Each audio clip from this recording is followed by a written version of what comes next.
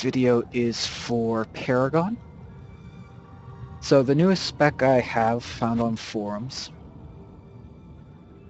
is this one here. You can pause it here so you can see it. Still uses 5 Tempest for any disconnects that are longer than your 20 seconds for Grasp of the Horizons. Grasp of the Horizons, remember, 30-second cooldown for, 15 seconds, sorry. It allows you to use your attacks up to 20-meter range.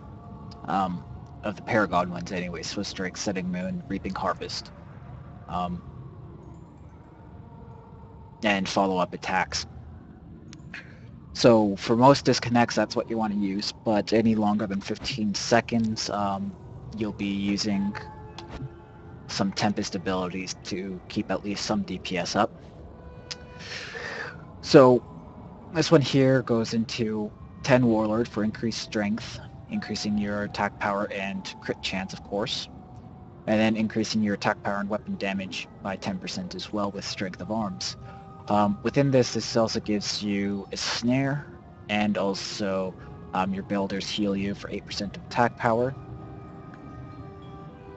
And as well, you get pull, 8-second cooldown, so pretty useful in PvP.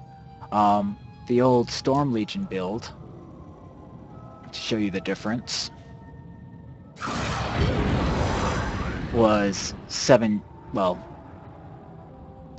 champion with increased strength and damaging abilities, increasing attack power. And then with 8 Tempest, amped and reducing damage taken. So if you want to do a few different variant specs, I would suggest Champion and Warlord. What that'll do is give you 2 charges. That's what this one had, was 2 charges for disconnects getting quickly back into range. So if you know the fights, know that you'll be in closer and stuff.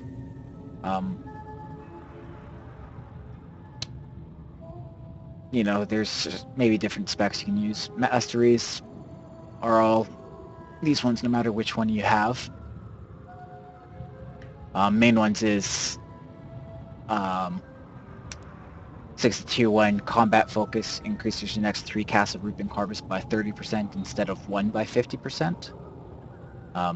So your Reaping Harvest gets 3 attack finishers as a buff, but for slightly less. But overall, it's a DPS increase. Increased movement speed, very helpful for melee specs, of course, getting back into range, all that. Increased range of charge, plus as well dealing ethereal damage as a build up on stacks and then explodes. And of course, power manipulation.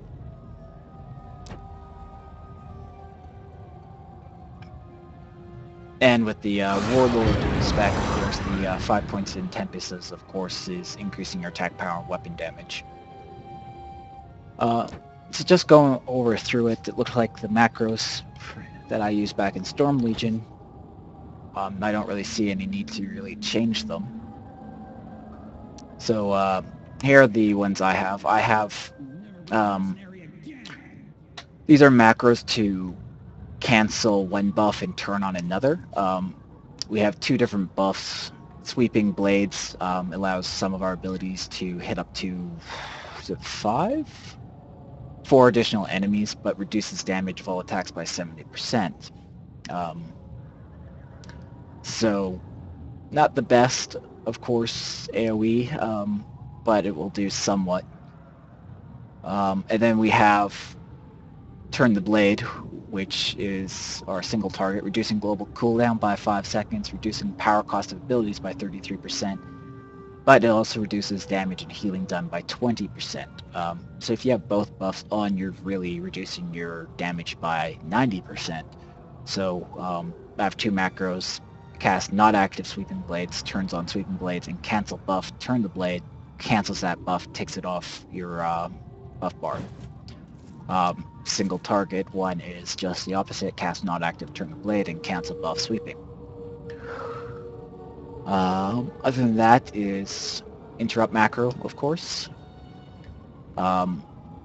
For the old one with the champion, there was 2 charges, so I had a macro for that. I call this the debuff one. So if you're outside of range, it will cast Shocking Pulse. But what it does is cast Open the Stream is a follow-up attack that rewards 2 combo points and puts a bleed. And then Setting Moon is another debuff, which increases damage of follow-up attacks by 25% for 20 seconds. I'll go over the abilities more after a bit, but for my finisher, I just have this one, Shifting Blades, Reaping Harvest, Combat Focus, and Skyfall. Skyfall is a ranged one from Tempest. So if you can't get in close, of course, and your Alacrity wears off, you'll at least use a finisher of Skyfall. But of course, you won't use it otherwise, because Reaping Harvest will always be up in melee range. So this was the better way I had to find out how to use combat focus and buff some stuff. With your different playstyle, you might want to do it a little bit different. I'll get into the abilities a little bit later to explain it. And then the building macro, here it is. Self-power manipulation, of course. Final Blessing and Rising Waterfall are 2 follow-up attacks. Final Blessing is below 30% or something, I think. And you can only use a follow-up attack after you've used a normal attack. Follow-up attacks give 2 combo points, normal attacks give 1. So between a follow-up attack and normal attack, you'll have 3 combo points for your finisher. Death Touch is on a cooldown, Tranquility is a cooldown, Swift Strike is your normal attack spam, and then of course if you're out of range, Shock Pulse. As well, Shield of Will is non-cooldown GCD ability that's a little bit of a shield, so if you're spamming this macro, you will refresh that shield when you're up. So those are the macros. So just show you my K alerts. Of course, I did not move them over from my old one.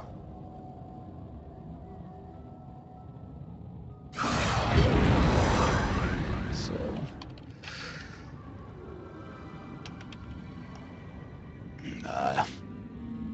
because I had it open, it didn't switch.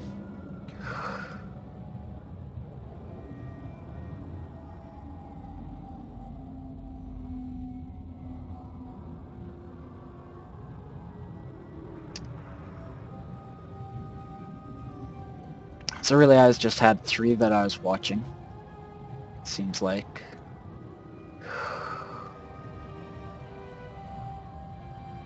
So Setting Moon and, of course, Open the Stream are the 2 debuffs, so you want to refresh them, of course. So that's what for that is.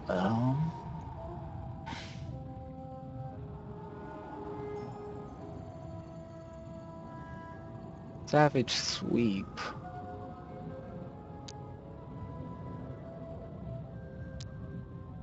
I'm trying to remember exactly what that is. Why I have it.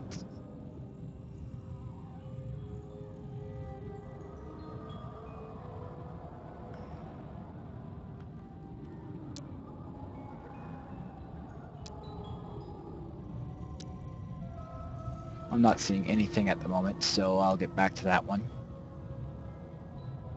This is what happens when you don't play spec for a while, so you kind of forget some stuff. So at the moment I copied these over to this one now, the newest spec. So with our abilities, there's a few buffs from different trees. So you have Enhanced Conductivity buff from Tempest. You have Recovery Postury from Warlord. Then of course you have your Paragon buffs. So remember, single target, turn the blades. AoE is Sweeping Blades. Other than that, is focus of body is a strength increaser for the raid. It normally is overwritten in raid settings, but for party, 5-man solo, of course, it's increasing your strength, which increases your attacks and crits. We have these way of the buffs. Um, with 61 Paragon, you're allowed 2 active. So for raid settings, the main ones you use are Way of the Wind and Way of the River. Way of the River increases Phys crit by 3%. Way of Wind is your follow-up attacks deal additional damage. Way of the Sun is more for PvP, where you heal 20% of your attack power on your follow-up attacks. Way of the Mountain is you are immune to knockbacks, which isn't fully true because there are some bosses that their knockback still knocks you back. I was thinking of IDH. When I said that, there was some IDH bosses where you still get knocked back. But it also reduces the damage you take by 5%.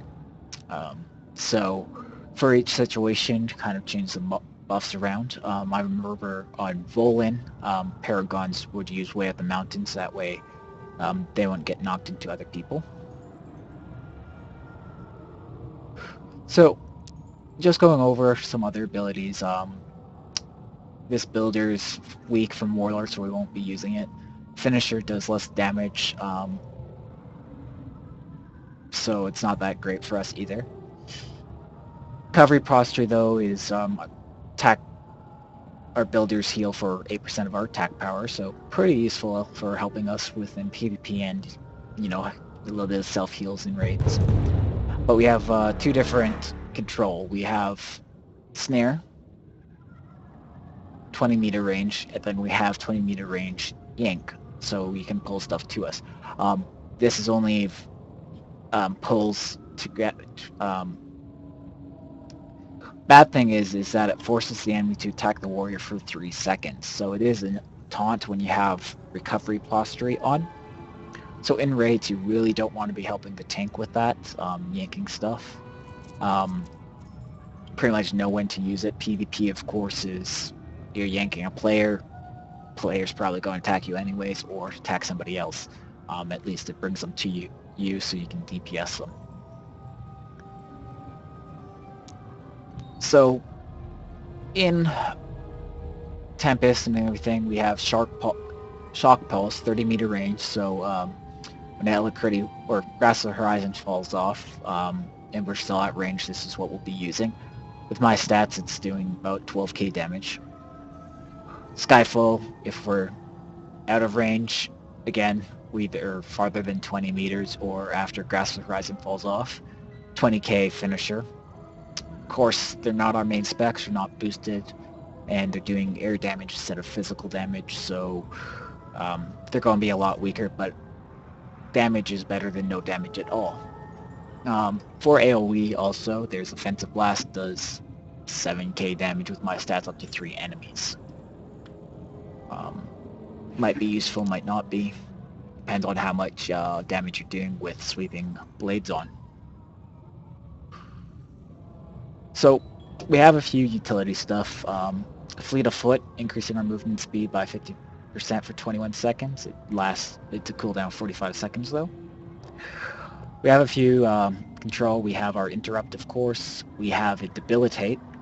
Remember, this could work on ads that are trash, but not bosses.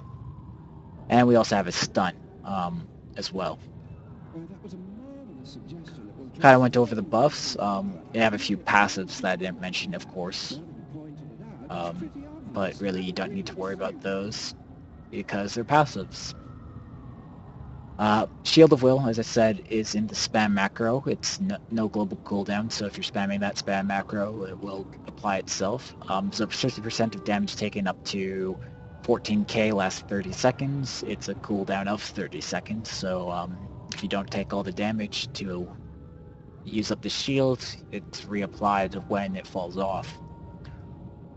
Combat Focus is in the finisher macro. What it does is it instantly adds 3 attack points to the warrior, increasing damage of the next Reaping Harvest by 50%. So if you remember my finisher macro, it goes Shifting Blade, Reaping Harvest, Combat Focus, Skyfall. So the thing you gotta be careful about with spamming your finisher one is Combat Focus has no global cooldown. So with your first finisher, what you want to make sure is that you don't hit this finisher macro before your global cooldown finishes, or you'll use Combat Focus. So make sure that you're not on global cooldown. You hit your finisher macro that starts with Shifting Blades, 15-second cooldown. Follow each of the next 3 single target direct damaging attacks with a second strike. 3 points is 30% of the damage of the initial attack. And then for each point beyond 28 points of paragon, it actually does more damage. So this boosts your next 3 single target damaging abilities. Then, because you have no combo points, if you hit it again, you'll use Combat Focus, giving you 3 attack points. And then also boosting Reaping Harvest by 50%. You have 3 combat points to use Reaping Harvest then, which does, with my stats, almost 26k damage. Re-get combo points, and then just keep on repeating. So as you can see here on my bar, I do have Combat Focus. Also not in my macro, and it's same with Reaping Harvest, is just to line up the cooldowns as well, to kind of watch them and line them up. So if I know that, because Shifting Blades is 15 seconds, if I have Combat Focus up but not Shifting Blades up, maybe hit your Reaping Harvest. If you have Shifting Blades but not Combat Focus on, maybe hit a Reaping Harvest as well. Play around, see which is a little bit more DPS. Of course, this is how I play, how I was used to playing, and pulled good DPS. You could probably have modified it to pull a little bit better, of course, but I was hard to beat anyways with my playstyle and how I made my playstyle and abilities work for me. So other combat buffs, as I said, I talked about Grasping the Horizons. No global cooldown as well, but it has a cooldown of 30 seconds. What it does, as I said, increasing the range of Swift Strike, Set Immune, Reaping Harvest, and follow-up attacks by 20 meters for 15 seconds. So for 15 seconds, you can be ranged 20 meters and damaging the boss, not losing any DPS. After that 15 seconds, if you're not back in melee range, you're going to be losing DPS, of course, because you'll be using the Tempest abilities to keep up some DPS. If you didn't have Tempest, you'd be not attacking at all and lose all DPS. Other thing is Alacrity. 1 minute cooldown, no global cooldown. And for the next 10 seconds, Rising Waterfall, Final Blessing, and Reaping Harvest hit twice. So just to kind of go over that, Rising Waterfall is follow-up attack.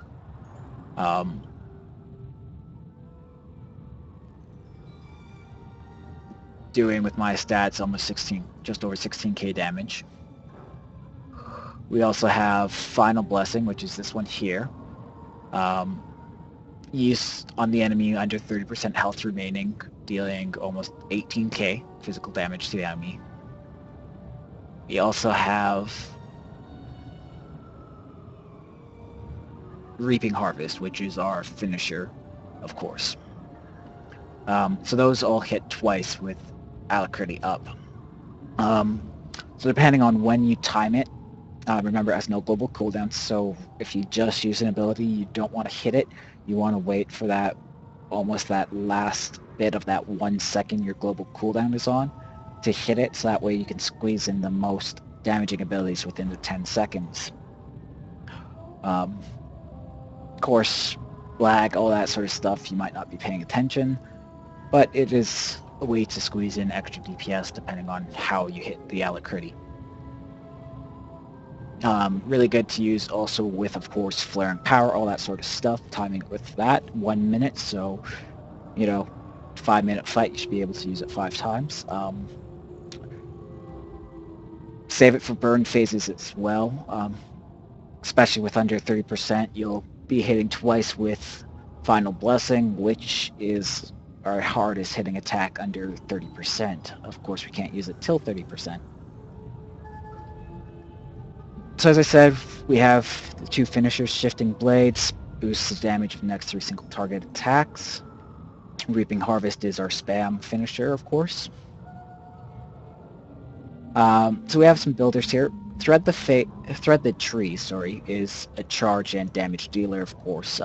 Does grant 1 attack point.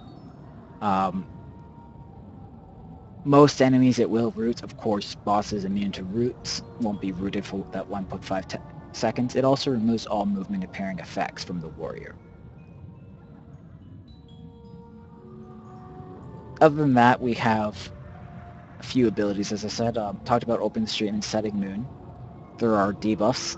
Setting Moon increasing follow-up attacks, where Open the Stream is a bleed. That is a follow-up attack.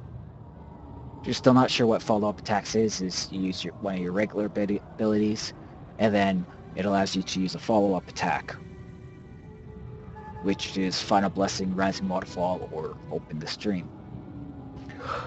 Other than that is Death Touch, 15-second cooldown, dealing, with my stats, 21.5k physical damage. That bypass armor, if the enemy is able to, snares the enemy and reduces their strength and dex by 80% for 8 seconds. Another one that's in a builder that is main attack is Tranquility, dealing 24 to 27k. Debuffs the enemy, reducing range damage done to the warrior by 20% for 15 seconds. Of course, some bosses are immune to these secondary effects, so you'll always see something about immune coming up. So both of those are 15-second cooldowns, which after that would pretty much just keep on using Swift Strike, which is doing 13 gauge damage plus weapon damage.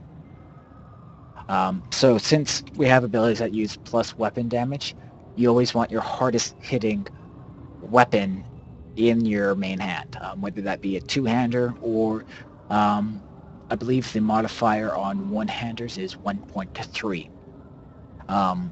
So as you can see here, you can see damage per second, which kind of is an indicator, but that's more for attack speed as well. So when you look at weapon damage, you actually want to not look at damage per second, but the actual weapon damage. So mine Horizon Blade here does 1506 to 2797, compared to my Judgment of the King, which is 1216 to 2258. So the hardest hitting weapon, of course, is this one by pretty much just over 500 points. For max damage anyways. For minimum damage, it's close to just under 300. So 300 to 500 more damage this weapon does over this weapon. So you always want your hardest hitting weapon in your main hand to utilize these weapon damage plus weapon damage attacks. So other than that, as I said, our two follow-up attacks that don't apply any debuffs, like the bleed, is Rising Waterfall, our main one, for 70% of the fight, until Final Blessing is under 30%. Tooltip does say grant 1 attack point, but in the tree somewhere, and I always suggest always looking through the tree and getting used to how the talents affect different things. There should be a talent in here where follow-up attacks actually grant like 2 attack points.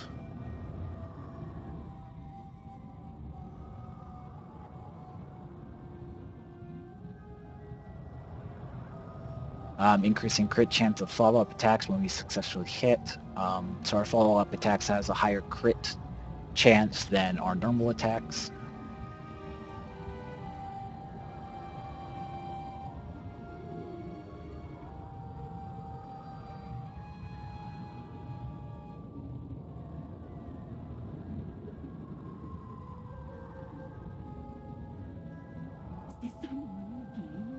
I like it. It's crazy. The crazy game with the fingers and the toes and the pies. Gains a Weapon Master. This is it. Get a 100% chance of generating a second attack point when using a follow-up attack. So Um, every follow-up attack grants 2 attack points. Flurry is a range 20-meter ability 2. It's back in Storm Legion. It was weak damage. It's a 3-second channel. You can move while channeling it. Over the 3 seconds, it hits the target multiple times for, with my stats, 66k damage over the next 3 seconds. So divide that by 3, it's hitting for about 22k each second. What people normally saved it for was AoE. It seemed to be a DPS loss while single targeting, unless you were at range for disconnect for a while without Grasp of Horizon up. But turning on Sweeping Blades and using Flurry on a pack, things were tight together. It did lots of damage to everything. So it was DPS boost for AoE. I don't know if that's still the case, but just looking at the thing, it probably is. Of course, it's granting 1 attack point every second as well. So that's just going over the abilities. I haven't fully set this up as to test really, so just kind of going off it because of the macro cast itself. Energy manipulation is the first thing. Whether you have enemy targeting or not, just hitting it once, you should buff yourself, not start combat. Of course, if you double click it, you will use damaging ability, so always suggest having your target not on, using energy manipulation. It's also good where you use it good time before pull, so that way if it's half off cooldown or a few seconds off cooldown, where you can get 5 attacks in before it comes off cooldown, it's a DPS boost because you preloaded those ones and it'll be up for right as the fight or shortly after the fight starts. Sorry, a little tongue-tied there. So, if need be, you can always start with charge again, but because that gives you a combat point, it will use your follow-up attacks, and because you haven't used Setting Moon yet, your follow-up attacks won't be boosted yet. So, up to you how you really want to start. Some people start with combat focus first and start off with a finisher. It's all up to you. But for now, I'll just run up, go and preload the energy manipulation again, wait for a little bit.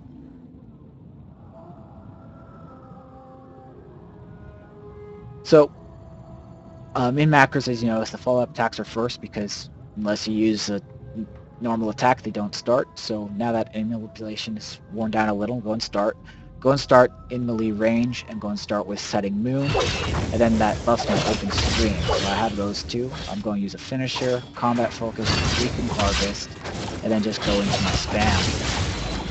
At times, your follow attacks will be first, and then your normal attack. So as you can see, I'm getting 2 points and 1 point. Of course, refresh those before they fall off normally.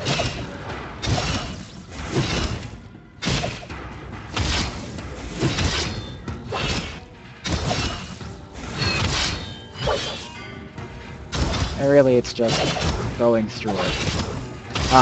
Since Setting Moon does last a little bit longer than Open the Stream, I suggest as soon as Open the Stream falls off, you refresh both.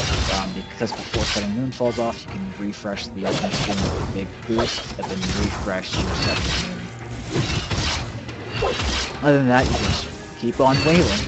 Of course, use Alacrity cooldowns.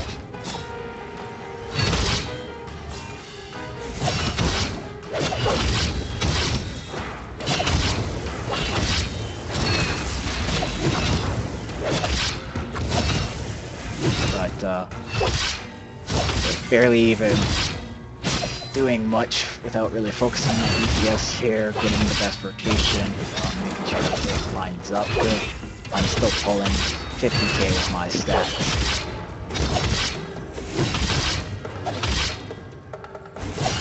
Also, for some odd reason, I have something that I hit over here for, which I don't know why I hit over there. Oh, got my weapon proc, that's what it is.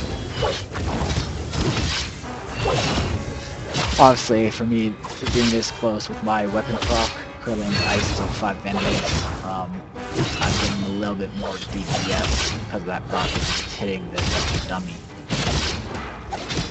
Guild dimensions are a good place to try and test out, because they sometimes have, a single one off by themselves.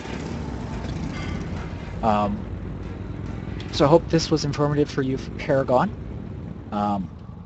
I quite enjoyed Paragon. It was always fun to play. Sometimes I enjoy melee, sometimes I don't. It kind of depends on fights too. Melee is a little bit challenging, so that's kind of a negative thing for some people or a positive thing. They want to challenge themselves, so they kind of like trying to be in melee more than being ranged.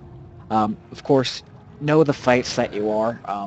If you're not that great at the fight in melee, try to go ranged, because if you keep dying in melee range to stuff that you shouldn't be, of course you'll be pulling better damage ranged than and alive than trying to melee and be dead. But there are a lot of meleeable fights in Nightmare Tide in raids, so don't be hesitant. Normally melee builds do pull more damage. Reaver for warriors is pretty damn simple and it pulls a lot of DPS, so I'm not too sure how Paragon compares to Reaver, considering that there's normally more Reavers in raids than anything else. I'm going to guess Reaver's slightly still better than Paragon. But there's Reaver really has no burst. They don't really change the rotation to match up with raid cooldowns, where Paragon, if there is a burst phase, you do have some abilities to burst, so you might be better DPS in burst fights and lining up with cooldowns. So there is that kind of consideration. But yeah, knowing the raid fights and what you can or can't do is a big boon.